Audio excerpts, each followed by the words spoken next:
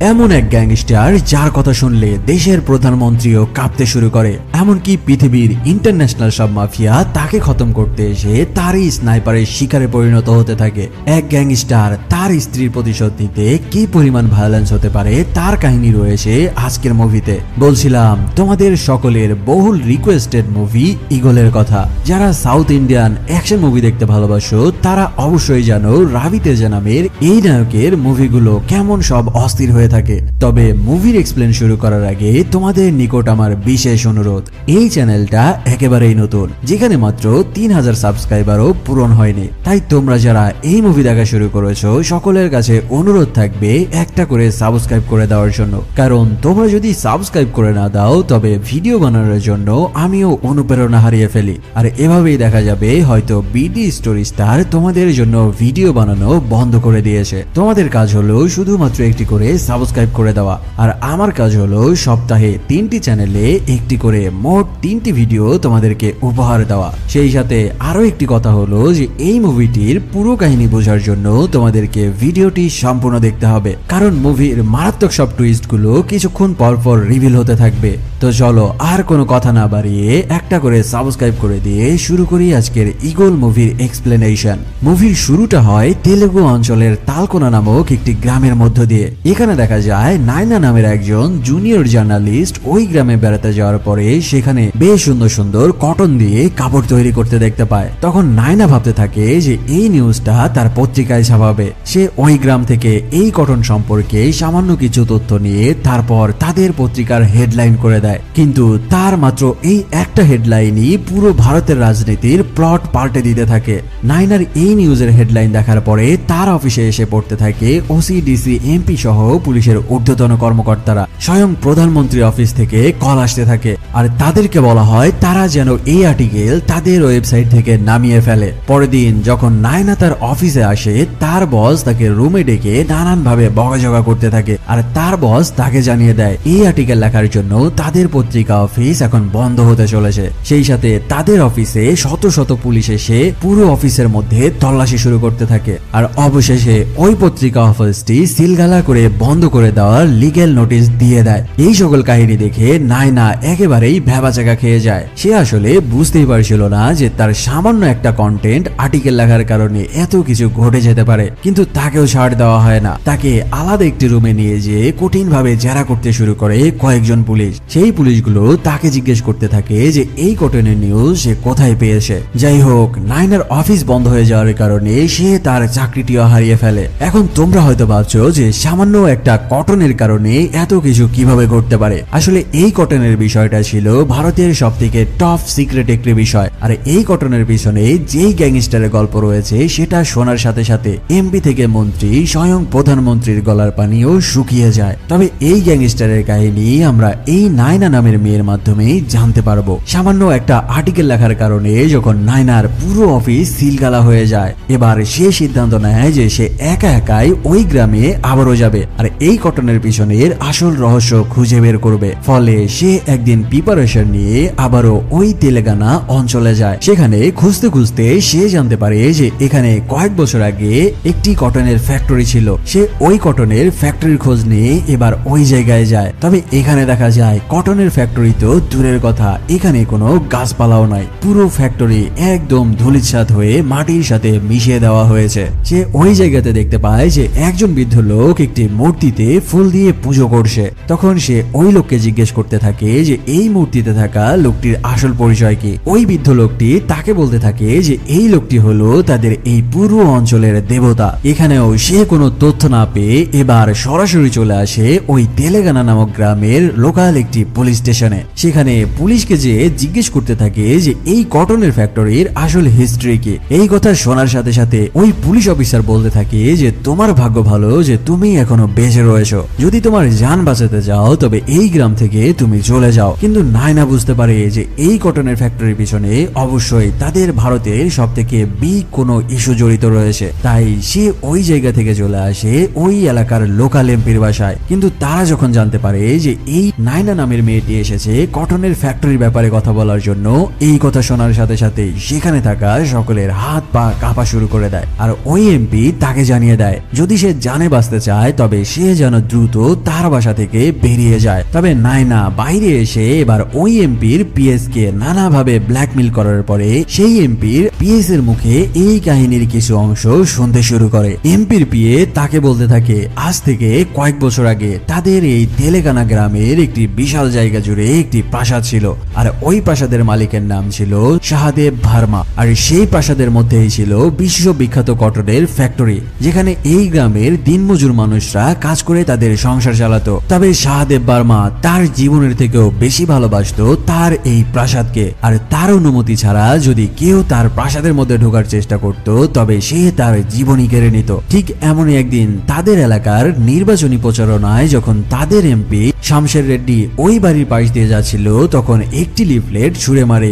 শাহদেবের প্রাসাদের মধ্যে। ঠিক ওই সময়ে বাড়ির মধ্যে থেকে একটি তীর এসে লাগে ওই লিফলেটের মধ্যে, আর যে ওই লিফলেটটি তার বাড়ির মধ্যে ছুঁড়ে মেরেছিল এবার ওই তীর এসে ঢুকে যায় তার পায়ের মধ্যে। এরপর ওই বাড়ি থেকে বেরিয়ে আসে শাহদেব। বাইরে এসে সে বলতে থাকে তার বিনা অনুমতিতে যদি প্রাসাদের এরিয়ার মধ্যে স্বয়ং প্রধানমন্ত্রীও ঢুকে যায় তবে সেও তাকে মেরে ফেলতে দুইবার ভাববে না। যাই হোক, এই ঘটনার বেশ কিছুদিন পরে একজন বিদেশি ক্লায়েন্ট আসে ওই এলাকার এমপি শামশের রেড্ডির বাসায়। আর সেই বিদেশি ক্লায়েন্ট বলতে থাকে যে তোমাদের এই তালকোনা গ্রামের বিশাল ওই প্রাসাদের নিচে বিশেষ কিছু মূল্যবান গুপ্তধন রয়েছে, আর ওই গুপ্তধনের বর্তমান বাজার মূল্য কয়েক বিলিয়ন ডলার। যেহেতু ওই প্রাসাদটি তোমার এলাকার মধ্যে পড়ে তাই তোমার কাজ হলো সেই প্রাসাদটি দখল করে আমার হাতে তুলে দেওয়া, তার বিনিময়ে তোমাকে আমি 300 মিলিয়ন ডলার দেব।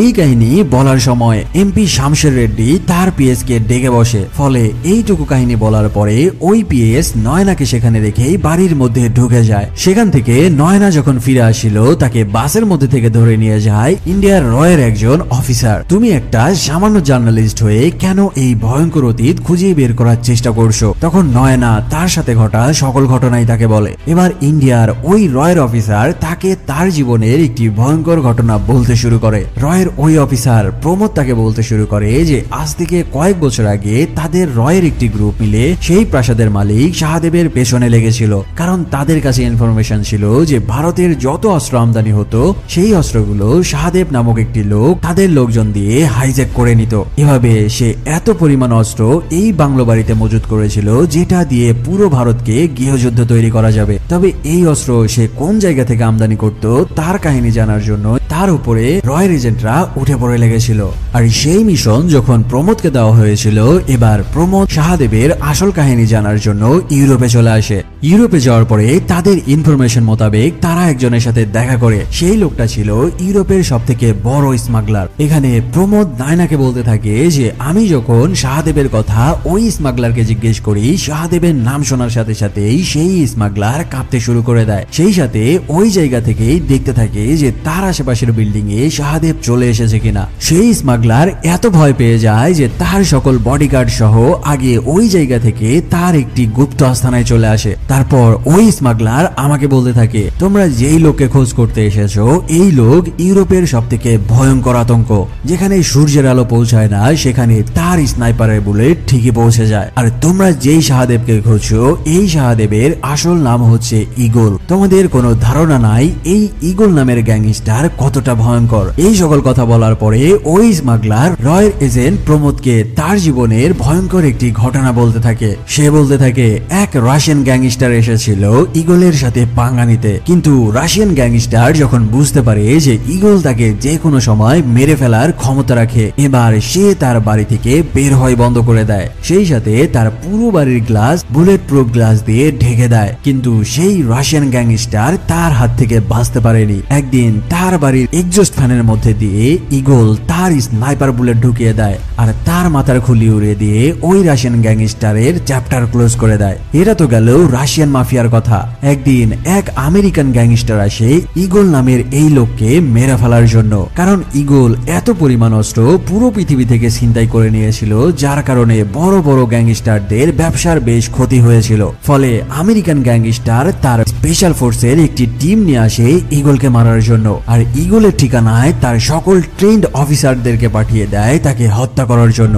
স্পেশাল ফোর্সের টিম সেখানে যেয়ে তাদের বাইনোকুলার দিয়ে দেখতে পায় যে সেখানে একটি ছোট্ট কুঁড়ে ঘর রয়েছে। তারা ভাবতে থাকে যে ইগল হয়তো সেই ঘরের মধ্যেই রয়েছে। ফলে তাদের হাতে থাকা আরপিজি দিয়ে তারা ওই ঘরটিকে একদম মাটির সাথে মিশিয়ে দেয় আর চিল করে ওই জায়গা থেকে ফিরে আসতে থাকে। কিন্তু ইগল ছিল সেই জায়গা থেকে পাহাড়ের মধ্যে একটি বাংকারের মধ্যে, আর সেই জায়গা থেকে সে তার স্নাইপার দিয়ে এক একজনের খুলি টার্গেট করতে থাকে আর এক একটা শটে সকলের মাথা উড়িয়ে দিতে থাকে। আর এদিকে স্পেশাল ফোর্সের আর্মিরা বুঝতেই পারছিল না যে স্নাইপার শটগুলো তাদের উপরে কোন দিক থেকে আসছে।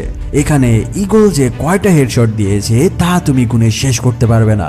এভাবে এক একজনকে ধরে ধরে স্নাইপার টার্গেট করতে থাকে আর হেডশট দিয়ে তাদের মাথার খুলি উড়িয়ে দিতে থাকে। সবাইকে ডাউন করার পরে এবার সে তার আস্তানা থেকে বাইরে বেরিয়ে আসে। তবে সেই সময়ে একজন স্পেশাল ফোর্সের আর্মি তখনও বেঁচে ছিল, কিন্তু আজ পর্যন্ত যারা ইগলকে দেখে ফেলেছে তারা আর কেউ বাঁচতে পারেনি। ফলে ইগল এসে ওই লোককে তার স্নাইপার শট দিয়ে পানির মধ্যে ফেলে দেয়।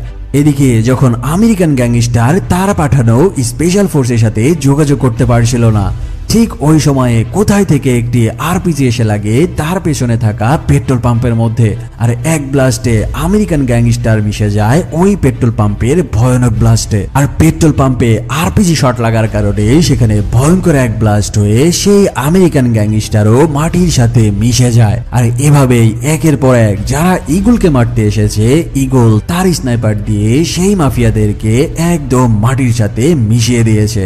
আমি তোমাদেরকে কথা দিয়ে বলছি, শুধু এটুকুই না, এর কিছুক্ষণ পরে তোমরা ইগল নামের গ্যাংস্টারের এমন তাণ্ডব দেখতে চলেছ যেটা দেখার পরে তোমাদের চোখের ঘুম চলে যাবে। ইগলের হিস্টোরি জানার পরে প্রমোদ ইউরোপ থেকে আবারও ভারতে চলে আসে আর তাদের রয়্যাল অফিসারদের সাথে প্ল্যান করতে থাকে। একদিন প্রমোদ জানতে পারে যে ইগল বিভিন্ন দেশের গ্যাংস্টারের কাছ থেকে যে অস্ত্রগুলো হাইজেক করে নিত, ওই অস্ত্রের ট্রাকগুলো একটি বিশেষ জায়গায় যে থেমে যেত। তারা সেই জায়গার লোকেশন ট্র্যাক করার জন্য ইচ্ছা করেই একটি অস্ত্র বোঝাই ট্রাকের সাথে জিপিএস ট্র্যাকার বসিয়ে দেয়। তার নিয়ম অনুযায়ী ইগল যখন আবারও অস্ত্র বোঝাই ট্রাক কিডন্যাপ করে নেয়, এবার রয়্যাল এজেন্টরা সেই জিপিএস ট্র্যাকার ফলো করতে করতে তেলেগুর এই তেলেগানা নামক গ্রামের এই প্রাসাদে এসে পৌঁছে যায়। তবে এরপরে কি ঘটেছিল এই কাহিনী না বলেই সেই রয়্যাল এজেন্ট প্রমোদ নায়নাকে তার অফিস থেকে বেরিয়ে যেতে বলে। সে বলতে থাকে যে এই ঘটনার বাকি অংশ সে পরে তাকে বলবে। নায়না ইগলের দুই রকম রূপ দেখে কনফিউজ হয়ে যেতে থাকে। সে আবারও চলে আসে ওই এমপি শমশের রেড্ডির পিএস এর কাছে, তাকে ব্ল্যাকমেল করে তার কাছ থেকে বাকি ঘটনাগুলো সে শুনতে যায়। এবার এমপির পিএস তাকে বাকি ঘটনাগুলো বলা শুরু করে। সে বলতে থাকে যে ওই বিদেশি ক্লায়েন্ট যখন তাদের এমপির সাথে ডিল করার পরে চলে গিয়েছিল, ঠিক তার পরের দিনই সেই বিদেশি ক্লায়েন্টের ওপরে চারপাশ থেকে স্নাইপার অ্যাটাক শুরু হয়। তার চারপাশে কড়া সিকিউরিটি থাকার পরও তারা তাকে বাঁচাতে পারছিল না। চোখের পলকে কোথায় থেকে স্নাইপার শট এসে তার আশেপাশে থাকা সকল সিকিউরিটি নাই হয়ে যেতে থাকে। সে যখন যান বাঁচানোর জন্য একটি সেফ রুমে চলে আসে, এবার ওই রুমের মধ্যে তার সামনে এসে হাজির হয় ইগল ওরফে শাহদেব। শাহদেব তাকে বলতে থাকে, তুই যদি আমার সম্পর্কে কিছু না জানিস তবে সেটা তোর জন্য খুবই খারাপ একটি বিষয়। তবে আমি ধরেই নিলাম যে তুই আমার নাম কোনোদিন শুনিসনি, তাই আমি তোকে এবারের জন্য মাফ করে দিলাম, আর তার বিনিময়ে তুই তোর ডিল ক্যান্সেল করে দিবি, আর নতুন করে আমার বাড়ির দিকে চোখ তুলেও তাকাবি না। যদি আমার বাড়ির দিকে এবার তুই দ্বিতীয়বার চোখ তুলিস তবে তোর চোখ আমি তুলে ফেলবো। শাহদেবের এমন ভয়ঙ্কর স্নাইপার শটের কারণে ওই বিদেশি ক্লায়েন্ট তাৎক্ষণিক ওই এমপি শমশের রেড্ডির কাছে কল করে আর তার এই প্ল্যান ক্যান্সেল করে দিতে বলে। বিদেশি ক্লায়েন্ট শমশের রেড্ডিকে বলতে থাকে, আমার ওই জমির কোনো দরকার নাই, আমি এই দুনিয়াতে জাস্ট বেঁচে থাকতে চাই। কিন্তু এমপি শমশের রেড্ডি ওই মহামূল্যবান গুপ্তধনের লোভ এবার সামলাতে পারে না। সে চলে যায় তার এলাকার লোকাল এক গুন্ডাদের আস্তানায়। এইটুকু বলার সময় হঠাৎ ওই জায়গায় চলে আসে তালকোনা থানার সেই পুলিশ অফিসার। ওই পুলিশ অফিসার এসে বাকি কাহিনীটুকু নায়নাকে বলতে বারণ করে। তবে কালক্রমে নায়না এখানে জানতে পারে যে এই ঘটনার সাথে আরো একটি চরিত্র জড়িয়ে রয়েছে, আর সেই মেয়েটির নাম হচ্ছে পদ্মা। বাকি ঘটনা শোনার জন্য এবার সে পদ্মা নামের মেয়েটিকে খুঁজে বের করে, যে বর্তমানে একটি স্কুলের টিচার হিসেবে কাজ করে। নায়না পদ্মা নামের মেয়েটিকে খুঁজে বের করে আর তার কাছে যে এই শাহদেব ওরফে ইকোল গ্যাংস্টারের আসল কাহিনীর বাকি ঘটনাগুলো শুনতে থাকে। এবার পদ্মা তাকে বাকি ঘটনা বলতে থাকে। সেখানে পদ্মা তাকে জানায় যে সে একটি বিদ্রোহী জনগোষ্ঠীর সাথে কাজ করত, যারা মূলত অন্যায়, অবিচার আর বিভিন্ন দুর্নীতির বিরুদ্ধে লড়াই করত। মানে তাদের এলাকার মধ্যে যদি কোনো গ্যাংস্টার মাথাচাড়া দিয়ে উঠত বা অন্যায় অবিচার চালাতো, তবে তারা সেই গ্যাংস্টারকে নির্মূল করে দিত। ঠিক এইভাবেই তাদের লিস্টে নাম চলে আসে তাদের রাজ্যের মহাদেব নামের এক গ্যাংস্টারের। ফলে পদ্মা একজন কাজের মেয়ে হয়ে শাহদেবের বাড়িতে আসে তার কটন ফ্যাক্টরিতে কাজ করার জন্য। আর শাহদেব ছিল একদিক থেকে খুব উদার মনের অধিকারী, তাই এমন এক অসহায় মেয়েকে দেখে সে পদ্মা নামের সেই মেয়েটিকে তার বাসায় ঢুকতে দেয়। তবে পদ্মা সামনের গেট দিয়ে শাহদেবের বাসার মধ্যে ঢুকলেও তাদের টিমের সাথে আরো একটি সশস্ত্র টিম জড়িত ছিল, যারা ওই অস্ত্র ভর্তি ট্রাকের মধ্যে একটি জিপিএস ট্র্যাকার ভরে দিয়েছিল। আর ওই অস্ত্রগুলো শাহদেব এই প্রাসাদের কোন জায়গায় লুকিয়ে রাখে সেই লোকেশন খুঁজে বের করা। পদ্মা দিনের পর দিন ওই কটন ফ্যাক্টরিতে কাজ করতে থাকে, আর সুযোগ বুঝে বুঝে ওই অস্ত্রে জিপিএস ট্র্যাকার গুলো ফলো করে করে সেই ট্রাকটি খুঁজতে থাকে। তবে অনেক খোঁজার পরেও সে ওই জিপিএস ট্র্যাকারের কাছাকাছি যাওয়ার পরেও সেই ট্রাকগুলোকে সে খুঁজে পাচ্ছিল না। ঠিক এমনই একদিন পদ্মা যখন ওই ট্রাকগুলোকে খুঁজতে বের হয়, হঠাৎই শাহদেবের ম্যানেজার জয় তাকে হাতে নাতে ধরে ফেলে আর পদ্মাকে ধরে একটি চেয়ারের সাথে বেঁধে ফেলে। ঠিক ওই সময়ে তাদের এলাকার এমপি শামশের রেড্ডি তার কিছু গুন্ডা পাঠায় শাহদেবকে মেরে ফেলার জন্য। কিন্তু সেই কাহিনী শাহদেব তার বাড়ির চারপাশে লাগানো সিসি ক্যামেরায় দেখে ফেলে। ফলে শাহদেব তার ম্যানেজার জয়কে বলতে থাকে যে তার বাড়ির মধ্যে কয়জন গুন্ডা ঢুকেছে। জয় সিসি ক্যামেরা দেখে গুনে গুনে তাকে বলে দেয় যে মাত্র 15 জন ঢুকেছে। এই কথা শুনে শাহদেব তাকে বলতে থাকে যে গেট বন্ধ করে দিতে। এবার সে শামশের রেড্ডির পাঠানো গুন্ডাদেরকে এক একটা ধরতে থাকে আর এক একজনকে শুট করে করে মাটিতে শুইয়ে দিতে থাকে। এভাবে যখন সকল গুন্ডাগুলো মারা পড়তে থাকে, এবার তারা কৌশল করে বলতে থাকে লড়াই হয় সমান সমানে, আমরা এসেছি চাকু তলোয়ার নিয়ে, আর তুই পিস্তল দিয়ে নিজেকে খুব বাহাদুর দেখাচ্ছিস। এই কথা শোনার পরে শাহদেব তাদেরকে 2 কার্টুন অস্ত্র ধরিয়ে দেয়, যার মধ্যে ছিল মারাত্মক সব শটগান। কিন্তু তারা এই অস্ত্র নেওয়ার পরেও শাহদেবের সাথে পেরে উঠছিল না। এভাবেই সেখানে থাকা 14 জনকে হেডশট দিয়ে সে মাটিতে ফেলে দেয়। বাকি রয়েছে শুধুমাত্র একজন। তবে এখানে শাহদেব তাকে সরাসরি মেলে না ফেলে তার পায়ে শটগান লাগিয়ে ফায়ার করতে থাকে, আর তার পা একদম ঝাঁঝরা করে দিতে থাকে। তারপর তাকে একটি ট্রাকের ড্রাইভার সিটে বসিয়ে দেয়, আর সেই ট্রাকের মধ্যে মাত্রই হত্যা করা সেই 14 জন মানুষকে তুলে দেয়। আর ওই পাঞ্চাল নামক লোককে বলতে থাকে যে যা, তোকে আজকে ছেড়ে দিলাম, যেন তুই এই মরাদেহগুলো এমপির বাড়ি পর্যন্ত নিয়ে যেতে পারিস। কাহিনীর এতটুকু বলার পরে পদ্মা নায়নাকে বলতে থাকে যে এরপরের বাকি অংশটুকু তুমি রয়ের এজেন্ট প্রমোদের কাছে জানতে পারবে, কারণ এই প্রমোদও শাহদেবের প্রাসাদের মধ্যে ঢুকে ধরা পড়ে গিয়েছিল। আর এরপরে তাদের সাথে কি ঘটেছিল তার সকল কাহিনী একমাত্র প্রমোদই তোমাকে বলতে পারবে, কারণ এরপরে যেই ভয়ঙ্কর ঘটনাগুলো ঘটেছিল সেটা শোনার পরে তোমার বুকও কেঁপে উঠবে। সেখানে কোনো উপায় না পেয়ে নায়না আবারও চলে আসে ওই রয়ের এজেন্ট প্রমোদের কাছে, আর তাকে বলতে থাকে যে শাহদেবের বাড়ির ভেতরে আসলে কি ঘটেছিল। এবার প্রমোদ তার বলা ঘটনার বাকি অংশটুকু নয়নাকে বলতে থাকে। যখন চারিদিক থেকে শাহদেব নামের এক লোকের রিপোর্ট তাদের অফিসে ভরে যেতে থাকে, সেই সাথে বিদেশি বড় বড় গ্যাংস্টারের লিস্টে শাহদেবের নাম উঠে যেতে থাকে। কারণ এই শাহদেব এত পরিমাণ অস্ত্র তার গোডাউনে হাইজ্যাক করে এনে মজুত করেছিল, যেটা দিয়ে পুরো ইন্ডিয়াকে নামিয়ে ফেলা সম্ভব। ইন্ডিয়ার এজেন্টরা তাদের নিজের দেশের মধ্যে এমন ভয়ঙ্কর মানুষকে আর বাঁচিয়ে রাখতে চায় না। রয়ের এজেন্টরা তাদের স্পেশাল ফোর্স ও স্পেশাল ব্রাঞ্চের সাথে মিটিং এ বসে, আর এখান থেকেই সিদ্ধান্ত হয় যে করেই হোক তারা ছলে বলে কৌশলে শাহদেবের বাড়ির মধ্যে পৌঁছাবে, আর তারপর একবার তাকে হাতে নাতে অস্ত্র সহ ধরার পরে তাকে এনকাউন্টার করে খালাস করে দেবে, আর তার মজুত করা সকল অস্ত্রগুলো রাষ্ট্র ভান্ডারে জমা করে দেবে। আর যদি তারা এই কাজে ব্যর্থ হয় তবে তাদের এক বিশাল স্পেশাল ফোর্সের টিম থাকবে শাহদেবের বাড়ির বাইরে। যদি শাহদেব কোনো ঝামেলা করতে চায় তবে তাকে তাকে সহ তার পুরো বাড়ি উড়িয়ে দিবে এই স্পেশাল ফোর্সের টিম। ঊর্ধ্বতন কর্মকর্তাদের এই প্ল্যান মোতাবেক প্রমোদ একজন ইলেকট্রিশিয়ান সেজে শাহদেবের বাড়ির ভেতরে ঢুকে যায়। কিন্তু শাহদেব প্রমোদকে দেখে বলতে থাকে যে আমার বাড়িতে ইলেকট্রিশিয়ান লাগবে এটা সত্য, কিন্তু রয়ের এজেন্ট লাগবে এটা তো জানি না। এই কথা বলার সাথে সাথে শাহদেবের ম্যানেজার জয় প্রমোদের দিকে একটি ফাইল ছুড়ে দেয়। আর ওই ফাইলটি দেখার পরে এবার প্রমোদ দেখতে পায় যে এতদিন ধরে তারা যে প্ল্যান করেছিল আর যত যত ফোর্সের সাথে মিটিং করেছে তার প্রত্যেকটা ফটো তার কাছে রয়েছে। যখন প্রমোদ বুঝতে পারে যে সে শাহদেবের হাতে ধরা পড়ে গেছে, এবার শাহদেবের বাড়ির পেছনে থাকা স্পেশাল ফোর্সের টিমকে সিগন্যাল পাঠাতে যায়। কিন্তু শাহদেব তাকে বলতে থাকে এই বাড়ির মধ্যে ঢোকার পরে এখানের সকল নিয়ম আমার নিয়মেই চলে, তোর হাতে থাকা ওই ডিভাইস এই বাড়ির এরিয়ায় থাকার মধ্যে কাজ করবে না। এবার শাহদেবের ম্যানেজার জয় প্রমোদকেও ধরে ওই মেয়ে পদ্মার সাথে একই রুমের মধ্যে বেঁধে রাখে। আর এই রুমেই যাওয়ার পরে প্রথমবারের মতো প্রমোদ দেখতে পায় যে এ পর্যন্ত লুট করা অস্ত্রগুলো শাহদেব আসলে কোথায় লুকিয়ে রাখতো। প্রমোদ দেখতে পায় যে তাকে যে রুমে নিয়ে আসা হয়েছে ওই রুমের পুরোটাই জুড়ে শুধু অস্ত্র আর অস্ত্র সাজিয়ে রাখা। ঠিক ওই সময়ে প্রমোদ তার পেছনে দেখতে পায় যে বিশাল এক মনিটরে শাহদেবের পুরো বাড়ির চারপাশের সিসিটিভি ক্যামেরার ভিডিও চলছে। আর বিশাল একটি স্পেশাল ফোর্সের টিম যে শাহদেবের বাড়ির পেছনে অবস্থান করছে এই সিনগুলো ওই সিসিটিভি ক্যামেরার মধ্যে স্পষ্টভাবে দেখা যাচ্ছে। এদিকে বাহির থেকে যখন স্পেশাল ফোর্সের টিম প্রমোদের কোনো সাড়া পাচ্ছিল না, তারা বুঝতে পারে যে প্রমোদ শাহদেবের হাতে ধরা পড়ে গেছে। তাই এবার স্পেশাল ফোর্স তাদের অফিস থেকে পারমিশন নেয় যে শাহদেবের বাড়ির উপরে অ্যাটাক করার জন্য। পরিবেশ সবকিছু অ্যানালাইসিস করার পরে এবার তাদের মেইন অফিস থেকে পারমিশন দিয়ে দেয় শাহদেবের পুরো বাড়ি সহ শাহদেবকে একদম ধুলোর সাথে মিশিয়ে দেওয়ার জন্য। পারমিশন পাওয়ার সাথে সাথে স্পেশাল ফোর্সের সবাই রেডি হতে থাকে তার উপরে আক্রমণ করার জন্য।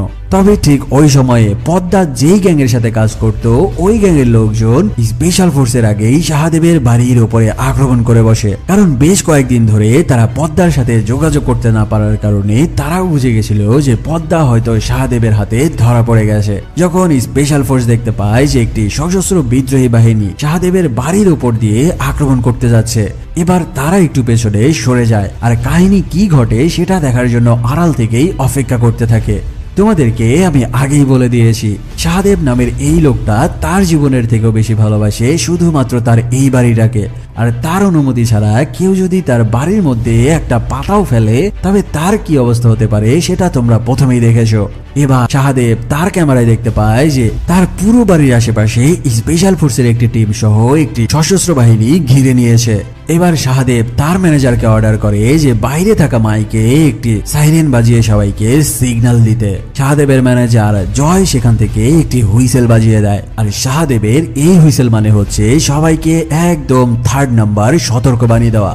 আর যদি কেউ এই হুইসেল অমান্য করে তবে তার পরিণাম যে কি ভয়ঙ্কর হতে পারে তোমরা এখনই দেখতে পারবে। এই হুইসেল শোনার পরে আশেপাশে থাকা সকলেই বেশ ভয় পেয়ে যায়, তবে তারা বুঝতে পারছিল না যে এর পরিণাম কতটা ভয়ানক হতে পারে। যখন বিদ্রোহী সশস্ত্র বাহিনী হুইসেল অমান্য করে শাহদেবের বাড়ির মধ্যে ঢুকতে যায়, এবার শাহদেব তার স্নাইপার দিয়ে টার্গেট করে ওই বিদ্রোহী বাহিনীদের এক একজনের খলি উড়িয়ে দিতে থাকে। কিন্তু যখন বাড়ির মধ্যে আরো বেশি সংখ্যক বিদ্রোহী ঢুকে যেতে থাকে, এবার শাহদেব তার বাড়ির সামনে গ্রিলের মধ্যে রাখা মেশিন গান গুলো সেট করে দেয়। আসলে বাহির থেকে যেগুলোকে দেখে গ্রিলের মতো মনে হচ্ছে এগুলো ছিল এক একটা মেশিন গানের নল। এবার মেশিন গান গুলো অ্যাক্টিভ হয়ে যাওয়ার পরে সেখান থেকে হাজার হাজার বুলেট ছুটে আসতে থাকে বিদ্রোহী বাহিনীর দিকে। সেখানে হাজার হাজার মেশিন গানের নলের মধ্যে থেকে এমন পরিমাণ তাণ্ডব শুরু হয়ে যায় ওই বিদ্রোহীরা পাখির মতো মারা পড়তে থাকে। আর শাহদেবের এই ভয়ঙ্কর তাণ্ডব স্পেশাল ফোর্সের বুকে থাকা ক্যামেরা দিয়ে লাইভ দেখছিল তাদের রয়্যাল এজেন্টের অফিসাররা। শাহদেবের বাড়ির সামনে সেট করা এই মেশিন গানের ভয়ঙ্কর তাণ্ডব দেখে তাদের মাথার ঘাম ছুটে যায়। যাই হোক, সেখানে শাহদেব তার স্নাইপার সহ মেশিন গান দিয়ে এমন ভয়ঙ্কর তাণ্ডব চালায় যে মাত্র কয়েক মিনিটের মধ্যে সে ওই জায়গাটি একদম গ্যাং শূন্য করে ফেলে। আর ফাইনালি ভয়ঙ্কর এক তাণ্ডব চালানোর পরে সবাইকে ডাউন করা হলে শাহদেব তার ম্যানেজার জয়কে বলতে থাকে যে মেশিন গান গুলো আবারও তুলে নিতে। এমন ভয়ঙ্কর একটা তাণ্ডব দেখার পরে রয়ের মেইন অফিস থেকে তাদের স্পেশাল ফোর্সের অফিসারদেরকে জানানো হয়, যদি ভুল করেও তোরা আগে হামলা করতি তবে এই ভয়ঙ্কর হামলার শিকারে পরিণত হতি, তাই ভাগ্য ভালো আছে, যান বাঁচাতে হলে ওই জায়গা থেকে তোরা দ্রুত ফিরে আয়। এই ঘটনাটুকু বলার পরে এবার প্রমোদ থেমে যায় আর তাকে বলতে থাকে, এই শাহদেব ছিল ভয়ঙ্কর একজন প্রফেশনাল কন্ট্রাক্ট কিলার, যে সামান্য কিছু টাকার বিনিময়ে তার স্নাইপার দিয়ে বিভিন্ন মানুষকে হত্যা করত, আর যেই টাকা পেত সেটা দিয়ে তার জীবন চলতো। তবে সে এত বড় গ্যাংস্টার হয়ে গেছে শুধুমাত্র একটা মেয়ের কারণে। তবে এই গ্যাংস্টার হওয়ার পেছনে তার একটি করুণ কাহিনীও রয়েছে, আর এই কাহিনীটা শুধুমাত্র তোমাকে জয় বলতে পারবে। আর এই জয় নামের লোকটাই হলো শাহদেবের সেই ম্যানেজার, কারণ সে গ্যাংস্টার হওয়ার আগে তার জীবনে এমন ভয়ঙ্কর কাহিনী রয়েছে যেটা একমাত্র জয় ছাড়া আর কেউই জানে না। শাহদেবের আগের জীবনের কাহিনী জানতে এবার নায়না শাহদেবের সেই ম্যানেজার জয়কে খুঁজতে খুঁজতে অবশেষে ইউরোপের লন্ডনে চলে আসে। আর এভাবে বেশ কয়েক মাস খোঁজার পরে অবশেষে সে শাহদেবের ম্যানেজার জয়কে খুঁজে পায়। সে জয়কে যখন শাহদেবের বিষয়ে জিজ্ঞেস করে, এবার জয় তাকে বলতে থাকে, তুমি যখন আমাকে খুঁজতে খুঁজতে আমার পর্যন্ত পৌঁছাতে পেরেছো তবে এই কাহিনী জানার তোমার অধিকারও রয়েছে। এবার জয় নায়নাকে শাহদেবের আগের জীবনের একটি ঘটনা বলতে থাকে। আসলে আগে শাহদেব ছিল একজন শার্প শুটার স্নাইপার, যে কখনো কখনো বড় বড় মাফিয়াকে তার স্নাইপার দিয়ে টপকে দিত, আর তার বিনিময়ে সে মোটা পরিমাণ টাকাও নিত। আর ওই সময় থেকে জয় তার ম্যানেজার হিসেবে কাজ করত। একদিন সে এক গ্যাংস্টারকে মারার জন্য তার স্নাইপার নিয়ে বিল্ডিং এর উপরে ওঁত পেতে বসেছিল। ঠিক ওই দিন তার স্নাইপার স্কিউবের মধ্যে দেখতে পায় রচনা নামের একজন ভারতীয় সুন্দরী মেয়েকে, কিন্তু সে দেখতে পায় যে রচনা যখন রাস্তা দিয়ে যাচ্ছিল বেশ কয়েকজন কিশোর গ্যাংয়ের ছেলে পেলে তার কাছ থেকে ছিনতাই করতে যায়। এই কাহিনী দেখার সাথে সাথে শাহদেবের মাথা পুরাই খারাপ হয়ে যায়। সে ওই গ্যাংস্টারকে মারার মিশন বাদ দিয়ে এবার তার স্নাইপার তাক করে বসে ওই কিশোর গ্যাংয়ের একজন ছেলের পায়ের মধ্যে, তারপর এক শট মেরে একজনের পায়ে একদম লুলা করে দেয়। এরপর সেখানে থাকা আরেকজন যেই রচনার গায়ে হাত দিতে যায় সে আরেকটা শট দিয়ে তারও হাত পঙ্গু করে দেয়। এই কাহিনী দেখে রচনা বুঝতে পারছিল যে কেউ হয়তো তাকে দূরে থেকে হেল্প করছে, আর এমন ভয়ঙ্কর স্নাইপার শট খাওয়া দেখে বেঁচে থাকা একজন সকল জিনিসপত্র রচনাকে ফিরিয়ে দিয়ে ওই জায়গা থেকে জান নিয়ে পালায়। আর এভাবেই শাহদেব প্রত্যেক দিন দূরে থেকেই রচনাকে দেখতে থাকে স্নাইপার স্কিউব দিয়ে। এখানে তোমাদেরকে ছোট্ট একটা কাহিনী বলে রাখি, তোমরা মুভির শুরুতে শাহদেবের যেই কটন ফ্যাক্টরি দেখেছিলে, আসলে ওই কটন ফ্যাক্টরির আসল মালিক ছিল এই রচনা। আর সেই কাহিনী তোমাদের এবার খুলে বলছি। একদিন শাহদেব তার স্নাইপার দিয়ে রচনাকে দেখতে পায় যে সে একটি কম্পিটিশনে অংশগ্রহণ করেছে। আসলে তার বানানো ভারতীয় কিছু কাপড়গুলো ইউরোপে এনে প্রতিযোগিতার মাধ্যমে র্যাম্পে শো করাতো। আর এভাবে ভারতের সেই তালকোনা নামক গ্রামের বানানো সেই তাঁতের শাড়িগুলো পুরো বিশ্ববাসীর কাছে পরিচয় করে দেওয়ার চেষ্টা চালিয়ে যাচ্ছিল। এভাবেই শাহদেব লুকিয়ে লুকিয়ে রচনা নামের ওই মেয়েটিকেই দেখতে থাকে। আর এই কাজের পাশাপাশি রচনা একটি ডে কেয়ারে চাকরি করত।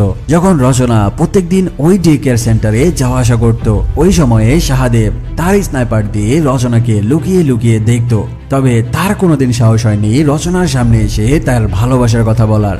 তবে তার এই লুকোচুরি দেখা দেখি আর বেশি দিন চলেনি। ওপরওয়ালার বিশেষ কৃপায় ছোট্ট একটি মেয়ে শাহদেবের এই কাহিনী ধরে ফেলে। একদিন ওই মেয়েটি শাহদেবকে বলতে থাকে, আমি জানি তুমি আমার ম্যামকে বেশ পছন্দ করো, আর তুমি প্রত্যেক দিন লুকিয়ে লুকিয়ে আমার ম্যামকে দেখো। আর আমি এটাও জানি যে আমার ম্যামকে বলার সাহস করতে পারছো না যে তুমি আমার ম্যামকে ভালোবাসো। তবে কোনো টেনশনের কারণ নাই, আমি তোমাকে হেল্প করব।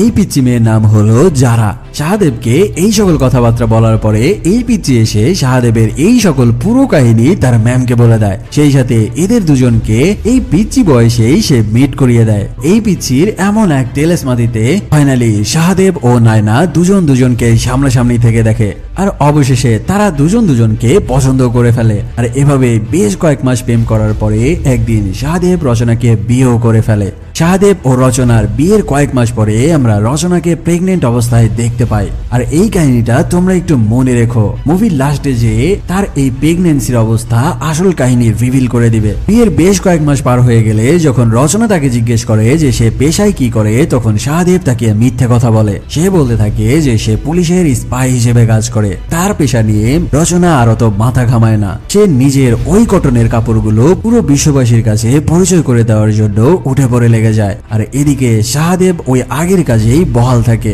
এভাবে তাদের বৈবাহিক জীবন বেশ সুখেই যাচ্ছিল। তবে একদিন শাহদেবের কাছে অর্ডার আসে এক ট্রাক ভর্তি অস্ত্র তাদের এলাকা দিয়ে পার হবে। আর শাহদেবের কাজ হচ্ছে যদি পুলিশ ওই অস্ত্র ভর্তি ট্রাকের উপরে হামলা করে বসে তবে সে তার স্নাইপার দিয়ে পুলিশের ওপর থেকে অ্যাটাক করবে আর সেই অস্ত্রগুলোকে বাজিয়ে দিবে। প্ল্যান মতো ওই অস্ত্রগুলো যখন রাস্তা দিয়ে স্মাগলিং হচ্ছিল, শাহদেব ওপরের বিল্ডিং থেকে স্নাইপার দিয়ে ওই অস্ত্রগুলোকে প্রোটোকল দিছিল। ঠিক ওই সময়ে একজন পুলিশ এসে ওই অস্ত্রগুলোকে ধরে ফেলে। ওই সময়ে শাহদেবের সাথে থাকা ওই পিচ্চি মেয়েটি বলতে থাকে যে এই পুলিশটি হচ্ছে তার বাবা, আর এই পুলিশের নাম হলো প্রতাপ। সে ওই পুলিশের উপরে আর শট নিয়ে র্যান্ডম ভাবে স্নাইপার শট নিতে থাকে। আর দূরে থেকে স্নাইপার শটের কারণে ওই পুলিশ প্রতাপ তার জান বাঁচিয়ে ওই ট্রাক ছেড়ে দিতে বাধ্য হয়। কিন্তু শাহদেব যেই ট্রাক আজকে স্মাগলিং করতে সাহায্য করলো, পরের দিন ওই ট্রাকে থাকা অস্ত্র দিয়েই কিছু আততায়ী সেই ডে কেয়ার সেন্টারে ভয়ানক হামলা চালিয়ে বসে। আর এই অস্ত্রগুলো আনা হয়েছিল পুরো লন্ডনে একটি ভয়ঙ্কর আততায়ী হামলা করার জন্য। ওই ডে কেয়ারে ভয়ঙ্কর এক হামলার পরে সেখানে থাকা কেউ আর জীবিত থাকে না। ওই ডে কেয়ারে থাকা ওই পিচি মেয়েটি যারা সহ স্বয়ং তার বউ রচনা সেখানে উপস্থিত ছিল। আর এই হামলার কারণে তারা সেখানেই মারা যায়। এই নিউজ জানার পরে যখন শাহদেব ওই ডে কেয়ার সেন্টারে পৌঁছায়, সেখানে রচনা তাকে বলতে থাকে যে আমার জীবনের হায়াত হয়তো এতটুকুই ছিল, তবে তোমার কাছে আমার অনুরোধ থাকবে। আমার ছোটবেলা থেকে একটাই স্বপ্ন, আমার গ্রামে বানানো কটনের কাপড়গুলো পুরো বিশ্বতে রপ্তানি করা। তাই তুমি এই পুলিশের চাকরি ছেড়ে দিয়ে আমার গ্রাম তেলেঙ্গানাতে চলে যাও আর আমার সেই কটনের কাপড়গুলো পুরো বিশ্ববাসীর কাছে ছড়িয়ে দেওয়ার চেষ্টা করো। এই কথা বলতে বলতে রচনা তার স্বামী শাহদেবের কোলেই মারা যায়। তার স্ত্রী সহ ছোট্ট মেয়ে যারার এমন করুণ মৃত্যু দেখে শাহদেব এবার খুঁজতে থাকে যে কারা এই হামলা চালিয়েছে। কিছুদিনের মধ্যেই শাহদেব জেনে যায় কিছুদিন আগে যেই অস্ত্রগুলোকে স্মাগলিং করতে সে সাহায্য করেছিল ওই অস্ত্রগুলোই আনা হয়েছিল এই হামলার জন্য। তার নিজের ভুলের কারণে তার স্ত্রী তার নিজেরই হাতের উপরে মারা গেছে। এই কাহিনী জানার পরে এবার শাহদেব মনে মনে প্রতিজ্ঞা করে বসে পৃথিবীতে যত অস্ত্র স্মাগলার রয়েছে তাদের এক একজনকে ধরে ধরে সে শেষ করে দিবে। তবে সে তার স্ত্রীকে দেওয়া কথা মতো তার স্ত্রীর গ্রামে চলে আসে। আর এভাবে সে ওই গ্রামে থেকে তার কটনের ব্যবসা চালিয়ে যেতে থাকে। আর ওই কটনের ব্যবসার আড়ালে সে ভয়ঙ্কর ভয়ঙ্কর গ্যাংস্টারকে ধরে ধরে মেরে ফেলতে থাকে আর তাদের অস্ত্রগুলো এনে তার গোডাউনে জমা করতে থাকে। যাই হোক, এখান থেকে মুভির কাহিনী চলে আসে শাহদেবের বাড়িতে। যেদিন তোমরা দেখেছিলে একটি বিশাল সশস্ত্র বাহিনী তার বাড়ির ভেতরে হামলা করে বসেছিল আর শাহদেব তার মেশিন গান দিয়ে ওই বাহিনীকে উড়িয়ে দিয়েছিল। হামলা দেখার পরে রয়্যাল এজেন্টরা আপাতত স্পেশাল কমান্ডোদেরকে ফিরিয়ে নেয়। এরপর তারা বিশাল একটি টিম গঠন করতে থাকে আর এই শাহদেবের পুরো বাড়িটাই ধূলিসাৎ করে দেওয়ার প্ল্যান করতে থাকে। সেখানে র সহ স্পেশাল ফোর্সের কমান্ডোরা একটি সিদ্ধান্তে পৌঁছায়, যেটা হলো একটি ফাইটার জেট দিয়ে পুরো বিল্ডিং উড়িয়ে দিতে হবে। আর এটা ছাড়া তাদের হাতে কোনো উপায় নাই, কারণ শাহদেব তার বাড়ির সামনে এমন ভয়ঙ্কর সব ওয়েপেন সেট করে রেখেছে ফ্রন্ট লাইন থেকে তার বাড়িতে হামলা করা কোনোভাবেই সম্ভব না। ফলে রয়্যাল এজেন্টরা ভারতীয় এয়ার ফোর্সের সাথে যোগাযোগ করে আর তাড়াতাড়ি ফাইটার জেট রেডি করতে থাকে শাহদেবের পুরো বাড়ির উপরে বোম্বিং করার জন্য। শাহদেব যখন এই কাহিনী জানতে পারে, এবার সে নিজেই প্রিপারেশন নিতে থাকে তার পুরো বিল্ডিং উড়িয়ে দেওয়ার জন্য। কারণ শাহদেব বুঝতে পেরেছে ইন্ডিয়ান আর্মিরা যে কোনো মূল্যে তার এই বাড়িটাকে উড়িয়ে দেবে। সে চায় না কারো হাতে পরাজয় বরণ করতে। কিন্তু ঠিক ওই সময় দেখা যায় সশস্ত্র বাহিনীদের আরো একটি গ্যাং ওই রাতের বেলা শাহদেবের বাড়ির দিকে এগিয়ে আসতে থাকে আক্রমণ করার জন্য। কারণ দুপুরে ঘটেছিল তাদের বাহিনীর সাথে এক ভয়ঙ্কর হত্যাকাণ্ড। আর এই কাহিনীর প্রতিশোধ নিতেই বাহিনীর বাকি গ্যাং ব্যাং তার বাড়ির উপরে আক্রমণ করতে চলে আসে। ঠিক ওই সময় দেখা যায় ভারতের স্পেশাল ফোর্সের একটি টিম শাহদেবের বাড়ির মেইন গেটের সামনে চলে এসেছে। আর তারা শাহদেবের বাড়ির গেটের চার কোনায় গ্রেনেড লাগিয়ে আগে পুরো গেট মাটিতে ফেলে দেয়। এরপর তারা যখন বাড়ির মধ্যে ঢুকতে থাকে, সেখানে দেখা যায় একদিকে বিদ্রোহী বাহিনীর সদস্যরা, অন্যদিকে ভারতের স্পেশাল কমান্ডোরা একসাথে শাহদেবের বাড়ির উপরে হামলা চালাচ্ছে। ঠিক ওই সময়ে শাহদেব তার ম্যানেজার জয়কে সাথে করে নিয়ে একটি গাড়ি নিয়ে বাইরে বেরিয়ে আসে। আর ওই গাড়ির চাকার সাথে লাগানো ছিল এক একটা মেশিন গানের নল। গাড়ির চাকাতে থাকা মেশিন গানের নল থেকে এক একটা বুলেট বের হতে থাকে আর আশেপাশে থাকা সকল মানুষ উড়ে যেতে থাকে। এরপর সে হাতে একটি শটগান তুলে নেয় আর সেই শটগান দিয়ে তার সামনে থাকা সকলকেই উড়িয়ে দিতে থাকে। তার সামনে কে দাঁড়িয়ে রয়েছে সেটা তার দেখার সময় নাই। শাহদেব সামনে যাকেই পাচ্ছে তাকেই মারাত্মক মারাত্মক হেডশট দিয়ে উড়িয়ে দেওয়া শুরু করে। এবার দেখা যায় ওখানে স্পেশাল ফোর্সের একটি হেলিকপ্টার থেকে মেশিন গান নিয়ে রেডি হয়েছে শাহদেবের ওপরে অ্যাটাক করার জন্য। কিন্তু এবার শাহদেব তার একটি হাত বিশেষ ভঙ্গিতে তুলে ওই হেলিকপ্টারের দিকে তাক করে। আসলে তার হাতের মধ্যে একটি মেকানিজম সেট করা ছিল। আর এদিকে আমরা দেখতে পাই বিশাল দেবতার মূর্তির হাত শাহদেবের সাথে মুভমেন্ট করতে থাকে। শাহদেব তার হাত যেমন করতে থাকে ওই মূর্তির হাতও ঠিক তেমনই হতে থাকে। আসলে ওই দেবতার হাতের মধ্যে একটি মেকানিজম রোবট সেট করা ছিল, যার কন্ট্রোল ছিল শাহদেবের হাতের মধ্যে। এবার স্পেশাল ফোর্স সহ বিদ্রোহী লোকেরা দেখতে পায় সেই দেবতার মূর্তির প্রত্যেকটা আঙ্গুল থেকে এক একটা মেশিন গানের নল বের হয়ে আসছে। তারা কিছু বুঝে ওঠার আগেই সেই মূর্তির 10টা আঙ্গুলের মধ্যে থেকে 10টা মেশিন গান বের হয়ে আসে আর শুরু হয় তাদের উপরে মুহু মুহু বুলেটের ঝড়। মূর্তির হাতের মধ্যে থাকা মেশিন গান থেকে শাহদেব এমন ভয়ঙ্কর তাণ্ডব শুরু করে সেখানে থাকা স্পেশাল ফোর্স, হেলিকপ্টার ফোর্স সহ বিদ্রোহী গ্যাং ওই জায়গাতে পাখির মতো টপা টপ মারা পড়তে শুরু করে। সবাইকে একসাথে শুইয়ে দেওয়ার পরে এবার শাহদেব তার বাড়ির গেটের সামনে যেয়ে দাঁড়ায় আর তারপর মাটি থেকে তার গেটটি একাই টেনে তুলে আবারও গেটের জায়গায় লাগিয়ে দেয়। মানে এখানে সে বোঝায় তার বিনা অনুমতিতে তার বাড়ির মধ্যে পা রাখা সে মোটেও পছন্দ করে না। যাই হোক, এই কাহিনীগুলো স্বয়ং লাইভ দেখছিল ভারতের সব থেকে বড় বড় অফিসাররা। তারা শাহদেবের এই তাণ্ডব দেখার পরে সিদ্ধান্ত নেয় আর দেরি করা যাবে না, যত দ্রুত সম্ভব ফাইটার জেট পাঠাতে হবে। কর্মকর্তাদের পারমিশন পাওয়ার সাথে সাথেই 2টা ফাইটার জেট তাদের বেস থেকে উড়াল দেয় শাহদেবের বাড়ির দিকে। কিন্তু ঠিক ওই সময় দেখা যায় শাহদেবের বাড়ির মধ্যে ঢুকে পড়ে ওই মেয়ে জারার বাবা, যে একজন পুলিশ অফিসার ছিল। তোমাদের তো অবশ্যই মনে রয়েছে যেদিন শাহদেব ওই অস্ত্র ভর্তি তাকে সাহায্য করেছিল স্মাগলিং হতে, সেদিন এই প্রতাপ নামের পুলিশটাই তার সামনে ছিল। প্রতাপ এসে শাহদেবকে মারতে থাকে আর তাকে বলতে থাকে, তুই যদি সেদিন ওই স্মাগলিং এ সাহায্য না করতি তবে আজকে আমার মেয়ে বেঁচে থাকতো। আর ওই দিন হামলার কারণে যারা নামের পিচ্চি মেয়েটি মারা যাওয়ার কারণে শাহদেব নিজেকেও দোষী মনে করতে থাকে। ফলে সে প্রতাপকে আর বাধা দেয় না। তবে এক পর্যায়ে মারামারির সময়ে শাহদেব তাকে বলতে থাকে, সেদিনের হামলায় তুই শুধু তোর মেয়েকে হারাসনি, বরং আমিও আমার স্ত্রীকে হারিয়েছিলাম।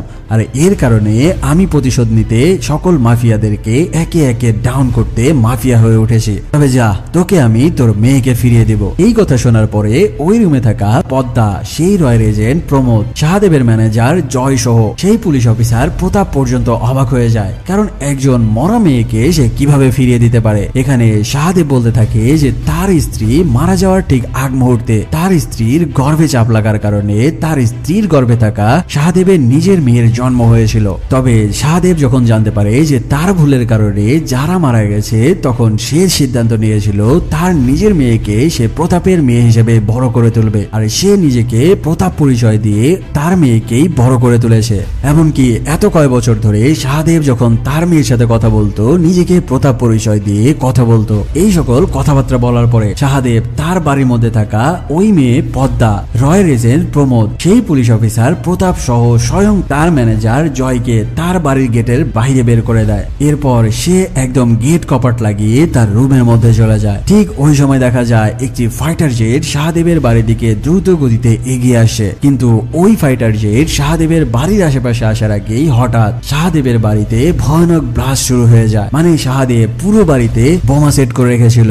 আর এভাবেই সে একটা একটা ব্লাস্ট করতে থাকে আর পুরো বাড়ি এক এক দিক থেকে ধ্বংস করতে থাকে। আস্তে আস্তে দেখা যায় শাহদেবের এই শখের পুরো বাড়ি তার স্ত্রীর কটনের সেই ফ্যাক্টরি আর সেখানে মজুদ রাখা হাজার হাজার অস্ত্রগুলো এই ব্লাস্টে মাটির সাথে মিশে যেতে থাকে। আর এভাবেই শাহদেবের এই রাজত্ব এখানেই ধ্বংস হয়ে মাটির সাথে বিলীন হয়ে যায়। যাই হোক, এখান থেকে কয়েক মাস পরে সিন চলে আসে লন্ডন শহরে, যেখানে দেখা যায় পুলিশ অফিসার প্রতাপ শাহদেবের মেয়ের খোঁজ করতে করতে ওই স্কুলে এসে পৌঁছে গেছে। আর শাহদেবের এই মেয়েটি প্রতাপকে দেখে মনে করতে থাকে যে এটাই হয়তো তার আসল বাবা। আর যেহেতু শাহদেব শাহদেব বর্তমানে মারা গেছে, এই কারণে প্রতাপ শাহদেবের মেয়েকে নিজের মেয়ে হিসেবে মেনে নেয়। কিন্তু অন্যদিকে এই ঘটনার বেশ কয়েক মাস পরে আমরা দেখতে পাই যে এক ভয়ঙ্কর গ্যাং শাহদেবের ওই প্রাক্তন ম্যানেজারকে ধরে এনেছে আর তাকে মেরে টর্চার করছে। কিন্তু এখানে জয় তাকে বলতে থাকে যে তোদের কোনো ধারণা নাই যে আমার বসের নাম কি। এই কথা বলতে বলতেই সেখানে দেখা যায় একটি হেলিকপ্টারে করে